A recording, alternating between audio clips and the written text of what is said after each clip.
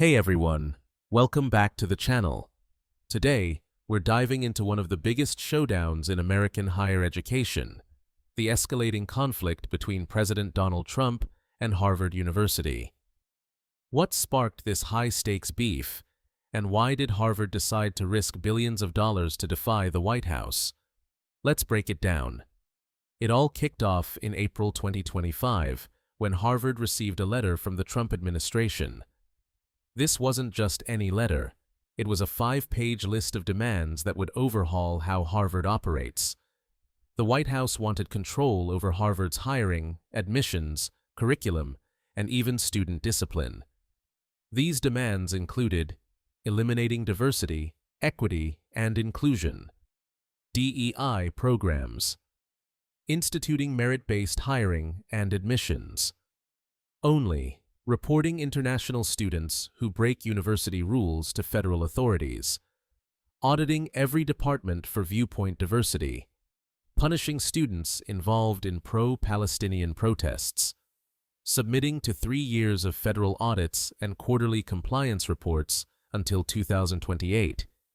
The administration claimed these changes were necessary to fight antisemitism on campus, especially after heated protests over the Israel-Hamas conflict. But the scope of the demands went far beyond that. They would have given the federal government unprecedented power over a private university's internal affairs. Harvard's leaders were stunned. For 2 weeks, they tried to negotiate quietly. But when the demands grew even more extreme, Harvard's president, Alan Garber, made a public stand. In a letter to the university community, he wrote, "No government, regardless of which party is in power, should dictate what private universities can teach, whom they can admit and hire, and which areas of study and inquiry they can pursue." Within hours, the Trump administration retaliated, freezing over $2.2 billion in federal grants and contracts to Harvard, threatening to revoke Harvard's tax-exempt status, which could cost the university hundreds of millions more. Warning that Harvard could lose its ability to enroll international students, a group that makes up over a quarter of the student body. The message from the White House was clear: comply or face severe consequences. So why did Harvard take the risk? The answer comes down to 2 core principles: academic freedom and institutional independence. Academic freedom. Harvard argued that accepting the government's demands would destroy the university's ability to decide what to teach, who to hire, and who to admit.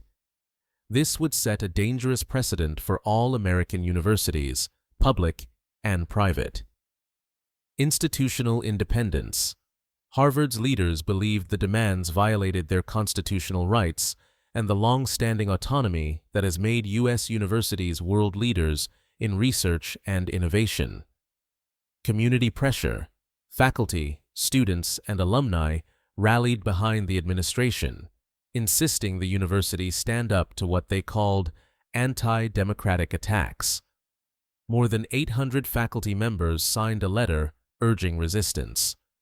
Harvard also watched as other elite schools, like Columbia University, gave in to similar demands and faced even more pressure afterward.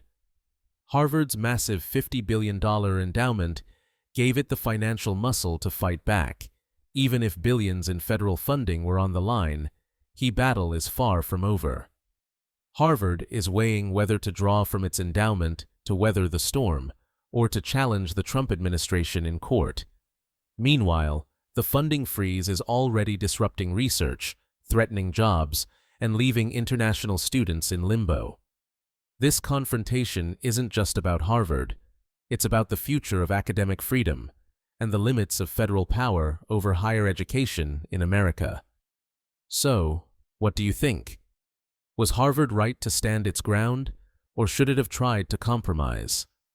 Drop your thoughts in the comments below, and don't forget to like and subscribe for more deep dives into the stories shaping our world. Thanks for watching, and I'll see you next time. Please like and subscribe my channel.